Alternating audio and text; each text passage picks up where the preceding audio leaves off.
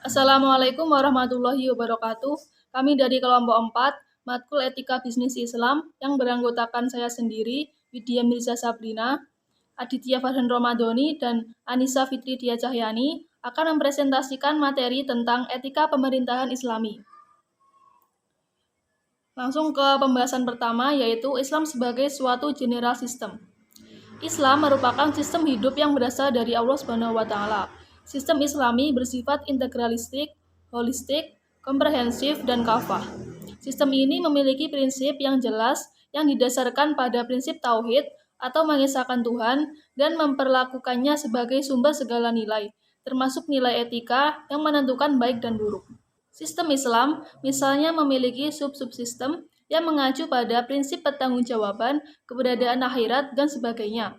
Secara suatu sistem yang memiliki prinsip berbeda tidak akan mungkin cocok dengan sistem lain yang memiliki perbedaan.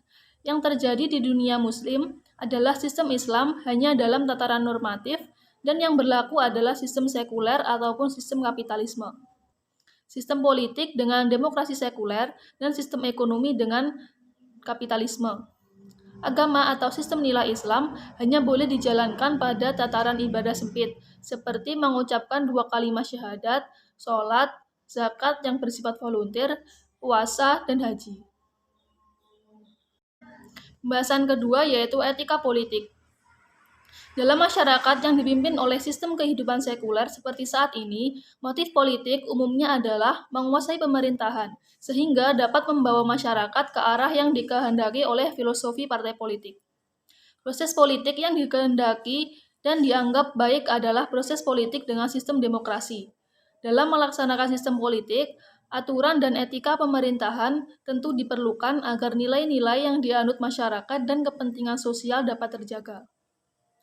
Proses pelaksanaan manajemen kenegaraan yang dilakukan pemerintah sebenarnya memiliki nilai dan etika. Islam memiliki sumber etika dan nilai sendiri yang diturunkan oleh Allah Subhanahu wa taala. Sedangkan yang lain memiliki nilai dan etika sendiri berdasarkan rasionalitas atau sekuler.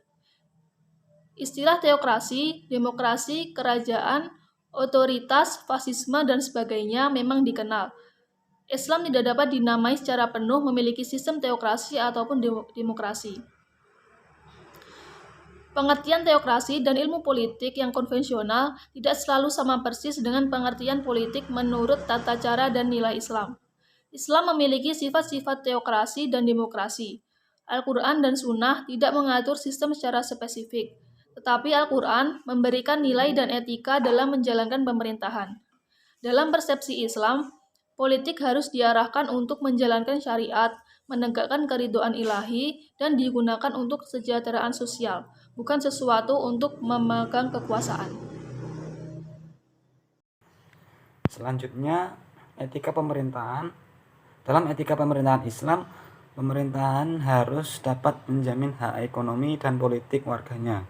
Jadi, rakyat terbebas dari rasa lapar dan rasa takut, yang berarti hak ekonomi dan politiknya harus dapat dijamin oleh pemerintah.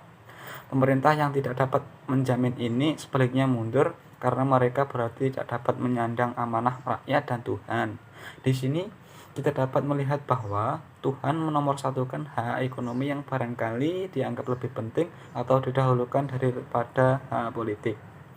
Karena jika hak politik tidak diberikan, maka uang atau kelemahan ekonomi rakyat akan dapat dimanipulasi untuk kepentingan politik tertentu, seperti yang lazim dikenal sebagai money politics.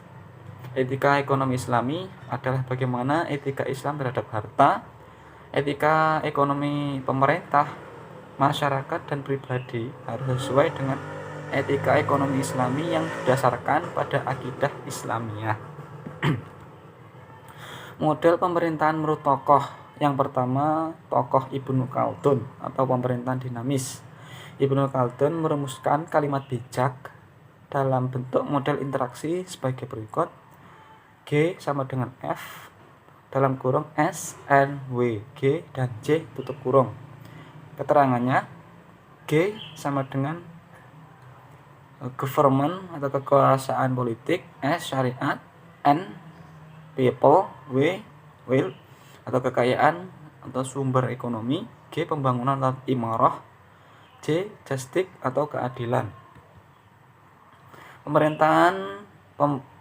pemerintahan menurut tokoh, maksud dari rumus tersebut yaitu pemerintahan berfungsi mengayomi rakyat sebagai objek pengayoman dan melaksanakan pembangunan secara adil.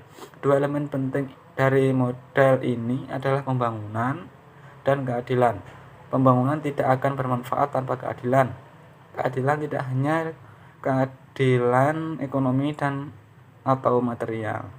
Kedua elemen ini penting karena akan mempengaruhi serta perkayaan elemen lain sehingga lahir kemakmuran. Dari konsep Ibnu Khaldun ini dapat dilihat bahwa dinamika proses pemerintahan tersebut akan melahirkan etika pemerintahan, kegiatan ekonomi dan bisnis yang sesuai dengan syariat. Proses pemerintahan demikian melahirkan masyarakat yang terus berubah secara dinamis menuju proses pencapaian tujuan hidup hakiki untuk mencapai kebahagiaan dunia dan akhirat. Yang kedua ada Yusuf Qaradawi. Dalam menjelaskan nilai dan etika ekonomi, beliau melemparkan 5 isu penting berikut. Yang pertama, ada ketentuan Allah dengan kekayaan alam. Dalam Islam, kekayaan alam dianggap sebagai ciptaan dan milik Allah SWT yang diberikan kepada manusia dengan persyaratan untuk dimanfaatkan sesuai tujuan dan dengan mengikuti aturan yang ditetapkannya. Manusia adalah pemegang amanah untuk mengelola alam di bumi demi kepentingan kemakmuran manusia dunia dan di akhirat. Yang kedua, ada sumber daya insansi tenaga kerja, merupakan faktor produksi yang penting. Faktor produksi yang paling utama adalah sumber daya insansi atau tenaga kerja. Tuhan juga menetapkan bahwa rezeki manusia dijamin dan manusia diminta untuk bekerja. Semua aktivitas bekerja atau kegiatan produksi dinilai ibadah, bahkan jihad. Yang ketiga, ada kegiatan dan tujuan produksi. Islam dapat dikatakan tidak menekankan pada cara dan metode produksi, tetapi pada tujuan, nilai, dan aturan berproduksi. Kegiatan produksi hanya dilakukan untuk memproduksi barang dan jasa yang tidak dilarang agama. Tidak dibenarkan memproduksi apapun yang merusak akidah, ibadah, akhlak, dan ketakwaan. Yang keempat, ada memelihara sumber daya alam. Pemakaian SDA sesuai ketentuan Allah merupakan bagian dari bukti kesyukuran yang dianjurkan Allah dan akan diberikan ganjaran berupa penambahan rezeki jika mensyukurinya. SDA harus dipelihara dan tidak dibenarkan untuk dirusak, dihancurkan, maupun diganggu. Yang kelima, ada tujuan produksi. Qaradawi menyatakan bahwa tujuan kegiatan produksi adalah mencukupi kebutuhan barang dan jasa individu, keluarga, dan sosial. Secara spesifik, kegiatan produksi untuk kepentingan pribadi yaitu merealisasi kebutuhannya, sedangkan untuk kepentingan masyarakat demi kemandirian umat.